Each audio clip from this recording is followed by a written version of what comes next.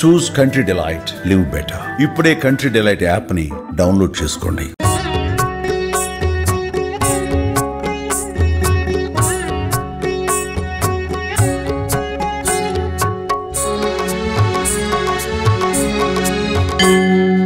వీక్షించేటువంటి ప్రేక్షకులు కూడా గమనించాల్సినటువంటి శుక్రవారం నాడు అమ్మవారి యొక్క లక్ష్మీ పూజ చేసుకుంటారు. విధి విధానముగా కల్పోక్త ప్రకారముగా చక్కగా ఇప్పటి వరకు చేసుకున్నారు కదా.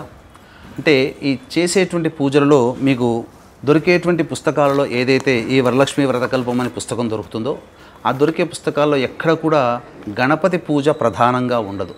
కాబట్టి ముందుగా గణపతి పూజ అనేటువంటిది ఖచ్చితంగా చేసుకోవాలి. ఎలా అండి మాకు అంటే త్వరలోనే వినాయక చవితి వస్తుంది. బయట అంగడిలో మీకు వినాయక వ్రతకల్పం అనేటువంటిది దొరుకుతుంది, లేదా ఇంట్లోనైనా పాత పుస్తకాల్లో చూస్తే మీకు దొరుకుతుంది. వినాయక వ్రతకల్పం ప్రకారము గణపతి పూజ పూర్తి చేసుకొని తదనంతరం మళ్ళీ ఆ విధంగా అమ్మవారి వరలక్ష్మి వ్రత పుస్తక విధానంగా చేసుకోవడం ఒక పద్ధతి. ఇక తరువాత ప్రధానంగా ఈ పుస్తకంలో లేనటువంటిది అందరూ చేసేటువంటి సామాన్యమైనటువంటి లోపం ఏమిటి అంటే ప్రాణప్రతిష్ఠ అనేటువంటిది ఉండదు. కాబట్టి ఈ యొక్క పూజా విధానంలో ప్రాణప్రతిష్ఠ ఏ విధంగా చేయాలి, ప్రాణప్రతిష్ఠతో ఏ మంత్రంతో ప్రాణప్రతిష్ఠ చేయాలో తెలియజేశాం. ఆ విధానంగా ప్రాణప్రతిష్ఠతో చేసుకోవాలి. ఇక తదనంతరం ఈ సంబంధించినటువంటి శుక్రవారం నాడు అమ్మవారిని ఆవాహన చేసిన తర్వాత కలశం అనేటువంటిది కదపకూడదు. కాబట్టి మరి ఎప్పుడు చేయాలండి అని అంటారా, తెల్లవారి శనివారం రోజున 7:52 వరకు దుర్ముహూర్తం ఉంటుంది. కాబట్టి ఉదయాన్నే లేచి కాలకృత్యాదులన్నీ తీర్చుకున్న తర్వాత ఇక 8 గంటల తర్వాత మళ్ళీ అమ్మవారి దగ్గర దీపారాధన చేసి చక్కగా ఆచమనం చేసి పంచోపచార విధానముగా అమ్మవారికి, పంచోపచారం అంటే మళ్ళీ అమ్మవారి ధ్యాన శ్లోకం ఆవాహన చేయడం, కొద్దిగా స్నానం అనగా నీటితో చిలకరించడం, తదనంతరం అమ్మవారికి అర్చన చేయడం, ధూప దీపము నైవేద్యము ఇవ్వడం. ఇది పంచోపచార విధానముగా చేసేటువంటి పూజ. ఈ నైవేద్యం ఇచ్చిన తర్వాత మళ్ళీ అప్పుడు హారతి ఇచ్చి అప్పుడు ఉద్వాసన చెప్పాలి. మరి ఉద్వాసన ఎలా చెప్పాలి అని అంటుంటారా, ఆ ఉద్వాసన మంత్రం కూడా ఇప్పుడు మీకు తెలియజేస్తాను. అప్పుడు తెల్లవారి అమ్మవారికి పంచోపచార విధానంగా పూజ చేసిన తర్వాత ఉద్వాసన మంత్రం అనగా ఈ పంచోపచార విధానంగా పూజ చేసిన తర్వాత చేతిలో అక్షితలు తీసుకొని అమ్మవారిని మనసులో ధ్యానం చేసుకొని అక్షితలు అమ్మవారి కలశం దగ్గర వేయాలి. ఏ మంత్రంతో వేయాలి? ఓం యజ్ఞేన యజ్ఞమయజంత దేవాః తాని ధర్మాణి ప్రథమాన్యాసన్ తే హనాకం మహిమానః సచంతే యత్ర పూర్వే సాధ్యాః సంతి దేవాః శ్రీ వరలక్ష్మీదేవతాయై నమః యథాస్థానం ప్రవేశయామి శోభనార్థే క్షేమాయ పునరా ఆగమనాయ చ అని అక్షితలు కలశం దగ్గర వేసి అప్పుడు ఓంకారం చెబుతూ కలశాన్ని కదపాలి. ఇక చాలామంది కొంతమంది ఈ కలశంలో ఈ బియ్యం వేస్తుంటారు, అమ్మవారికి కలశంలో నిలబెడతారు. కొంతమంది నీటిని నిలబెడతారు. మరి ఆ కొబ్బరికాయను ఏం చేయాలి, అందులో ఉన్న నీటిని ఏం చేయాలి అని చెప్పి చాలామందికి సందేహం ఉంటుంది. కాబట్టి ఆ కొబ్బరికాయను పక్కకు పెట్టి ఆ కలశంలో ఉన్నటువంటి నీటిని ఇల్లంతా కూడాను చిలకరించి తదనంతరం మీరు తీర్థంగా తీసుకోవచ్చు, లేదా మరుసటి రోజున కానీ సాయంత్రం కానీ ఆ నీరు స్నానం చేసేటప్పుడు ఆ యొక్క బకెట్లో ఆ నీరు వేసి చక్కగా స్నానం ఆచరించవచ్చు. ఇక ఆ కలశాన్ని కట్టినటువంటి రవిక బట్టను ఏం చేయాలంటే మీరు ధరించవచ్చు, లేదా ఎవరైనా మీకు సబబు అనుకున్నటువంటి ముత్తైదుకి రవికని దానం చేయవచ్చు. లేదు ఇవన్నీ చేయమండి, ఆ కొబ్బరికాయ ఏం చేయాలనంటే ఆ కొబ్బరికాయని మీరు వాడుకునేటువంటి అమ్మవారికి వాడుకునేటువంటి విధంగా నైవేద్యంగా మీరు బెల్లం పాయసం నైవేద్యంలో వాడుకోవచ్చు. లేదు ఆ రవిక బట్టలో ఆ కొబ్బరికాయ కట్టి ఇంటి గుమ్మానికి మీరు కట్టినట్లయితే లక్ష్మీ నిరంతరం కూడా ఎప్పుడు మీ ఇంట్లోనే ఉంటుంది. లక్ష్మీ ఆవాహనం అనేటువంటిది ఎప్పుడు కూడా ఉంటుంది అని చెప్పవచ్చు. ఇక మనం కథలోకి వెళదాం. ఎందుకనంటే ఏ వ్రతము కానీ ఏ నోము కానీ నోచినప్పటికీ కూడా వ్రత కథ అనేటువంటిది మనకు ఎంత బాగా తెలిసినప్పటికీ కూడా వ్రత కథని ఆ రోజు చదవకుండా ఆ వ్రతం చేసుకున్నటువంటి వ్రతము నిష్ఫలము అని చెప్పి సాక్షాత్తు మనకు అనేక వ్రత కథల్లో తెలుస్తుంది. ఉదాహరణకి సత్యనారాయణ స్వామి వ్రత కథలో 3, 4వ కథల్లో లీలావతి కళావతి గురించి తెలుసు కదా. భర్త చిన్నప్పుడు ఎప్పుడో పెళ్లి చేసుకొని ఉన్నాను, తర్వాత కొంతకాలం మాత్రమే అతనితో ఉన్నాను, ఇప్పుడు ఎలా పెరిగి పెద్దవాడయ్యాడు అని చెప్పి కళావతి ఆ యొక్క ఆదుర్దాలో ఆ పూజ చేసుకొని కథ అనేటువంటిది పూర్తిగా వినకుండా వెళ్ళినటువంటి కారణం చేత ఎంతటి ఇబ్బందులు కలిగింది. ఆ వ్రత కథంతా కూడా తెలుసుకొని అప్పుడు పూజ చేసుకున్న తర్వాత ఎంతటి ఆనందాన్ని పొందిందో మీకు అందరికీ తెలుసు. అదే విధానంగా ఈ కథని కూడా అందరికీ తెలిసినప్పటికీ కూడా ఈ కథని అందరూ కూడా చక్కగా స్మరణం చేసుకున్న, ఈ వ్రత కథని విన్న ఆ అమ్మవారి యొక్క అనుగ్రహం మీకు సంపూర్ణంగా కలుగుతుందని చెప్పవచ్చు. ఇక మనం ప్రారంభిద్దాం. పూర్వము శౌనకాది మహామునులందరూ కూడా ఈ నైమిషారణ్యంలో సమావేశమయ్యేవాళ్ళు. ఎందుకయ్యానంటే ఈ మహామునులందరూ కూడా దేశ సంచారం చేస్తూ అనేక ప్రాంతాలన్నీ కూడా తిరిగి ఆ ప్రాంతాల్లో ఉన్నటువంటి మంచి చెడు అంతా కూడాను ఒక చోట చేరి, పూర్వం శౌనకాది మహామునులందరూ కూడా నైమిషారణ్యంలో సమావేశమయ్యేవారు. కారణం ఏంటంటే ఈ మహామునులందరూ కూడా ఎక్కడెక్కడో ప్రాంతాల్లో అన్నీ కూడాను సంచారం చేస్తూ ఆ యొక్క ప్రాంతాల యొక్క ప్రజలు పడుతున్నటువంటి కష్ట నష్టాలు, వాటి బాగోగులు, వాళ్ళు కలిగినటువంటి మంచి చెడు, ఇలా అనేకమంతా కూడాను పరిశీలించి ఆ యొక్క సమావేశంలో అందరూ ఒక చోట గుమికూడిన సందర్భంలో అందరూ కూడా వాళ్ళ యొక్క అభిప్రాయాలన్నీ పంచుకునేవాళ్ళు. ధర్మ అధర్మ విచక్షణ జ్ఞానాన్ని కూడా ఏం చేస్తే మంచి కలుగుతుంది, ఏం చేయడం వల్ల ఇబ్బందులు కలుగుతాయి అనేటువంటి విషయాల గురించి, ముఖ్యంగా ధర్మబద్ధమైనటువంటి శాస్త్రబద్ధమైనటువంటి విషయాల గురించి చర్చాగోష్ఠి అనేటువంటిది జరుపుకుంటుండేవాళ్ళు. అయితే ఈ క్రమంలో భాగంగా సూత మహాముని కోసం అందరూ కూడా ఎదురు చూసేవాళ్ళు. ఎందుకయ్యానంటే అనేక రకాల ప్రాంతాలన్నీ కూడాను తిరిగిన తరువాత ఆ యొక్క ధర్మ విచక్షణ జ్ఞానాన్ని ఎక్కువగా అవపోసన పట్టినటువంటి వాడు ఆ సూత మహాముని. కాబట్టి ఆ సూత మహాముని రాగానే అందరూ కలిసి లేచి అర్ఘపాద్యములు ఇచ్చిన తర్వాత, భోజన తాంబూలాదులన్నీ అయిపోయిన తర్వాత చక్కటి సాయంకాల సమయంలో బోధి వృక్షం కింద అందరూ కూర్చొని ఉండగా అప్పుడు అందరూ కూడా సమావేశమయ్యారు. సూత మహాముని అడిగారు, అయ్యా, ఈ అందరూ కూడా ఎంతో మీ రాక కోసమే ఎదురు చూస్తూ ఉన్నాము, మీరు వచ్చారు, మాకు చాలా సంతోషము.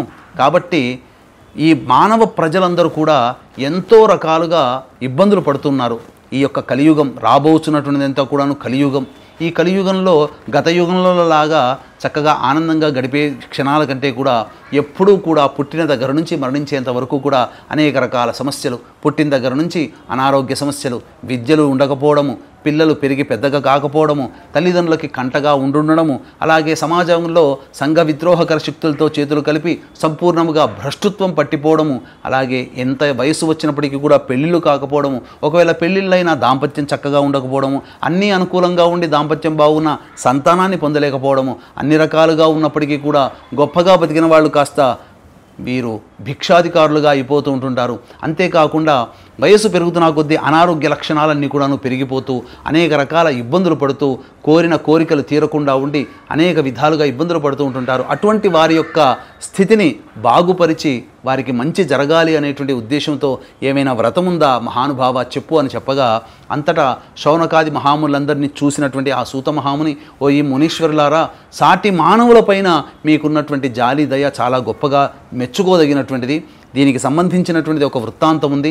సాక్షాత్తు ఆ పరమేశ్వరుడే పార్వతీ అమ్మవారికి చెప్పినటువంటి విధానంగా ఒక చక్కటి వ్రతం అనేది ఉందయ్యా అని చెప్పగా, అంతటా మహామునులందరూ కూడా ఏంటా వ్రతము, ఏంటా కథ, ఎవరైనా చేశారా, వాటి వివరాలన్నీ కూడా మాకు తెలియచేయండి అని చెప్పి మేమందరం కూడా ప్రజలకందరికీ తెలియచేస్తాము, మేము వెళ్ళిన చోటల్లో కూడా చక్కగా చేసుకుండాయి అని చెప్పి అందరికీ చెబుతాము అని చెప్పి శౌనకాది మహామునులందరూ కూడాను సెలవు ఇవ్వడం జరిగింది.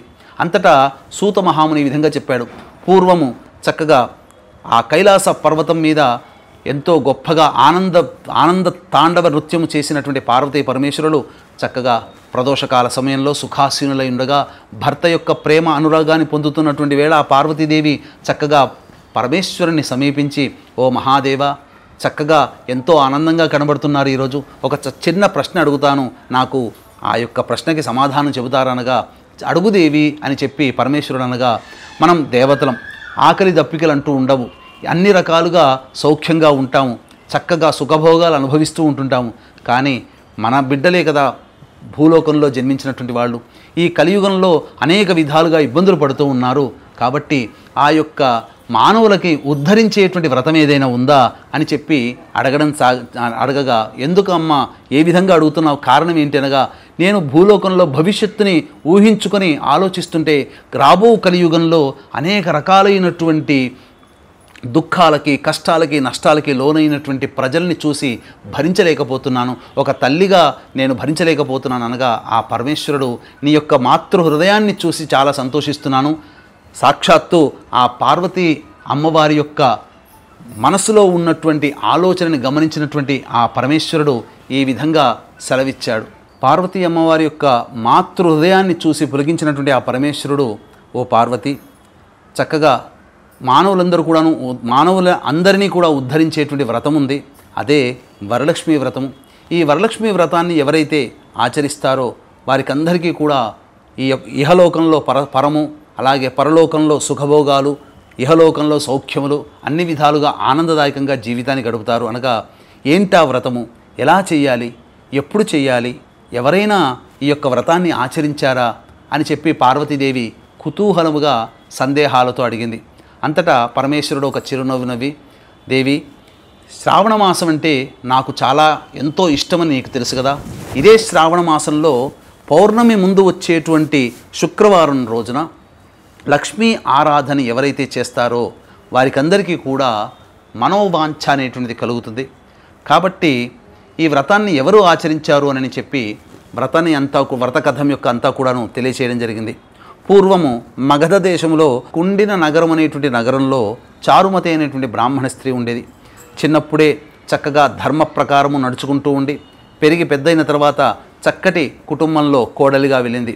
తన కోడలి ధర్మాన్ని తూచా తప్పకుండా పాటిస్తూ ఉండి భర్త యందు ప్రేమ అనురాగముతో, సంతానమందు వాత్సల్యముతో, పెద్దల యందనగా అత్తామామల యందు ప్రేమతో, అనురాగముతో, అభిమానముతో ఉంటూ కంటికి రెప్పలా అందరినీ కుటుంబాన్ని కాపాడుతూ వస్తుంది. పతి సేవ తప్ప ఇంకా వేరే ఏవి కూడాను ఆలోచించినటువంటి ఆ యొక్క స్త్రీమూర్తి యొక్క పాతివ్రత్యాన్ని చూసి మెచ్చినటువంటి మహాలక్ష్మి ఒకానొక శుభ సమయంలో స్వప్నంలో కనిపించింది. ఓ చారుమతి, నీ యందు నీకున్నటువంటి పాతివ్రత్యానికి, పతి యందు ఉన్నటువంటి నీ భక్తికి, కుటుంబం మీద ఉన్నటువంటి నీ ప్రేమాభిమానానికి, ముఖ్యంగా దేవతల మీద ఉన్నటువంటి నీ యొక్క భక్తికి మెచ్చి నీకు అనుగ్రహించబోతున్నాను. ఈ శ్రావణ మాసంలో, వచ్చే శ్రావణ మాసంలో పౌర్ణమి ముందు వచ్చేటువంటి శుక్రవారం రోజున నన్ను ఆరాధించు. నీకు ఇహలోకంలో సుఖము భోగము కలిగి పరలోకంలో శాశ్వతమైనటువంటి మోక్షాన్ని ప్రసాదిస్తున్నానని చెప్పి అంతర్ధానమైంది. అంతటా అంతర్ధానమైనటువంటి లేచి చూడగా ఒళ్ళంతా చెమటలు పట్టినటువంటి సందేహం. పక్కనే ఉన్నటువంటి పతిని లేపి, ఓ పతి, నాకు ఈరోజు కల్లో అమ్మవారు కనిపించింది. ఈ కథ వృత్తాంతం అంతా కూడా చెప్పడం జరిగింది, స్వప్న వృత్తాంతం అంతా. ఇక్కడ ఒక నియమం గమనించాల్సింది ఏంటంటే, ఏదైనా శుభస్వప్నము గనక వచ్చింది అనంటే ఆ శుభస్వప్నము రాగానే తెల్లారేంత వరకు కూడా దేవతానామాన్ని స్మరించుకుంటూ ఉండాలని శాస్త్రం చెప్పింది. కాబట్టి తెల్లవారు ఎప్పుడవుతుందా అని ఎదురు చూస్తూ భార్యాభర్తలు ఇద్దరు కూడా దేవీ నామాన్ని స్మరిస్తూ కూర్చొని ఉన్నారు. అంతటా సూర్యోదయం కాగానే కాలకృత్యాదులన్నీ తీర్చుకొని తల్లిదండ్రుల దగ్గరికి వెళ్ళి వాళ్ళ యొక్క అనుమతి తీసుకొని, ఈ విధంగా నాకు స్వప్న వృత్తాంతమైంది అత్తయ్య మామయ్య అని చెప్పగా అందరూ సంతోషించారు. కాబట్టి ఈ వృత్తాంతం, ఈ యొక్క మహాభాగ్యము నా ఒక్కదానికే కాదు అందరికీ పంచాలనే ఉద్దేశంతో ఆ కుండిన నగరంలో ఉన్నటువంటి ఈ మహిళా మనులందరికీ కూడాను తెలియచేసింది. అంతటా అందరూ కూడా సంతోషించి, ఓ చారుమతి, నీవు చేసుకుంటున్నావు కదా, నీతో పాటు మేము కూడా మీ ఇంట్లో వ్రతం చేసుకుంటాము, మాకు కూడా అనుమతి ఇవ్వు అని చెప్పి అందరూ వేడుకొనగా, చక్కగా రండి అక్కయ్యలు, మీరందరూ కూడా చక్కగా వచ్చి చేసుకోండి, అందరం కలిసి చేసుకుందాం అని చెప్పి కుండన నగరంలో ఉన్నటువంటి మహిళా మనులందరూ కూడా ఆ చారుమతి ఇంటికి రావడం కోసం ఎదురు చూడసాగారు. ఎందుకోసం? శ్రావణ మాసంలో వచ్చేటువంటి పౌర్ణమి ముందు వచ్చేటువంటి శుక్రవారం ఆ రోజు రానే వచ్చింది, ఆ మాసం రానే వచ్చింది. పౌర్ణమి ముందు వచ్చే శుక్రవారం నాడు ఈ యొక్క వ్రతాన్ని అంతా కూడాను చారుమతీదేవి చేసుకుంటుండగా అందరినీ పక్కన కూర్చోబెట్టుకొని అందరి చేత కూడా ఈ వ్రతాన్ని, అనగా వరలక్ష్మి వ్రతాన్ని ఆచరింపచేసింది. ఈ విధంగా వ్రతమంతా అయిన తర్వాత ఆ అమ్మవారికి సమస్త షోడశోపచార విధానంగా పూజ జరిపిన తర్వాత చక్కగా లేచి అక్షితలు తీసుకొని ప్రదక్షిణలు చేద్దామని అందరూ కూడా లేచి మొదటి ప్రదక్షిణ చేయగానే ఆ చేతులకి కంఠాభరణాలు అన్నీ కూడాను సువర్ణమయమైపోయాయి. అలాగే రెండవ ప్రదక్షిణ చేయగానే కాలికి గండ పెండేరాలు, సమస్త వస్త్రములు కూడాను మంగళప్రదములు అయిపోయాయి. మూడవ ప్రదక్షిణ చేయగానే ఆ ఇంటి ముందు గజ తురగ వాహనములతో తమ భర్తలు ఆ కుండిన నగరంలో ఆ వ్రతం చేసుకున్నటువంటి భార్యల్ని తీసుకుపోవడానికి ఆనందముతో ధనధాన్య సమృద్ధితో, రథము నిండా ధనధాన్య సమృద్ధితో చక్కగా వచ్చి సంతోషంగా వచ్చారు. అంతటా ఆ వ్రతమంతా అయిపోయిన తర్వాత అందరికీ వాయనం ఇచ్చిన తర్వాత అందరూ కూడా వెళుతూ ఓ చారుమతి, నీ యొక్క ప్రభావం వల్ల మేమందరం కూడా ఎంతో ధన్యులమయ్యాము. నీవు కేవలం స్వార్థబుద్ధితో ఆలోచించకుండా నువ్వు ఒక్కదానివే చేసుకోకుండా ఈ వ్రతాన్ని మా చేత కూడా మేము చేయించావు కాబట్టి ఈ రోజు నుంచి మొదలుకొని ప్రతి సంవత్సరం మేము కూడా మా ఇంట్లో ఈ విధంగా వ్రతం చేసుకుంటాం. ఈ వ్రత మహిమ వల్ల నీ ఇంట్లో చేసుకున్నటువంటి ఈ వ్రతం యొక్క మహిమ వల్ల మాకు అలక్ష్మి అనేది తొలగిపోయింది, లక్ష్మీ ప్రాప్తి అయ్యింది. కాబట్టి మేము చాలా సంతోషంగా వెళుతున్నాం. నీవు నిండు నూరేళ్ళు చల్లగా ఉండాలని చెప్పి వచ్చినటువంటి మహిళా మండలందరూ కూడాను ఆ చారుమతిని ఆశీర్వదించి భర్తలతో సహా వాహనాలకి తమ ఇంటికి వెళ్ళిపోయారు. ఆ రోజు దారభ్యత యుగ యుగాల నుంచి జరుగుతున్నటువంటి ఈ యొక్క కార్యక్రమ ప్రభావం వలన శ్రావణ మాసం అనగానే లక్ష్మీ పూజగా మహిళా మండలందరూ కూడాను చక్కగా చేసుకుంటూ ఉండి ఆ లక్ష్మీదేవి యొక్క అనుగ్రహాన్ని పొంది ఈ యొక్క భూలోకంలో కుటుంబంతో సహా అనగా భర్త పిల్లలతో సహా ఎంతో ఆనందంగా సుఖభోగాలతో ఆనందంగా జీవించడం జరుగుతుంది. కాబట్టి మీరు కూడా వీక్షించేటువంటి ప్రేక్షకులు కూడా మొట్టమొదటిగా ఏవైతే కార్యక్రమం ఈ పూజా వ్రతం చేసుకుంటారో ప్రతి సంవత్సరం కూడా చేసుకుంటూ ఉండండి. ఇంతింతై వటుడింతింతై తానింతింతై మరింతింతై అన్న చందంగా దినదిన ప్రవర్ధమానముగా ఏటికి ఆ ఏడు, ఏ రోజుకి ఆ రోజు, ఏ మాసానికి ఆ మాసము, ఏ ఋతువుకి ఆ ఋతువు, ఏ ఏటికి ఆ ఏడు మీ ఇంట్లో ధనధాన్య సమృద్ధి కలుగుతుంది. లక్ష్మీ అనుగ్రహం కలగడం వల్ల ఇంట్లో అన్ని విధాలుగా ప్రశాంతత, చక్కటి దాంపత్యము, పిల్లలకి పెళ్ళిళ్ళు అవ్వడము, చక్కటి విద్య బుద్ధులు అన్నీ కూడాను సక్రమంగా ప్రతి సంవత్సరం కూడా చేసుకోవడం వల్ల కలుగుతాయని చెప్పడంలో ఏమాత్రం సందేహం లేదు. ఇదే విధానాన్ని శౌనకాది మహామునులకు సూత మహాముని ఈ విధంగా వ్రత వృత్తాంతాన్ని అంతా కూడాను తెలియచేయడం జరిగింది.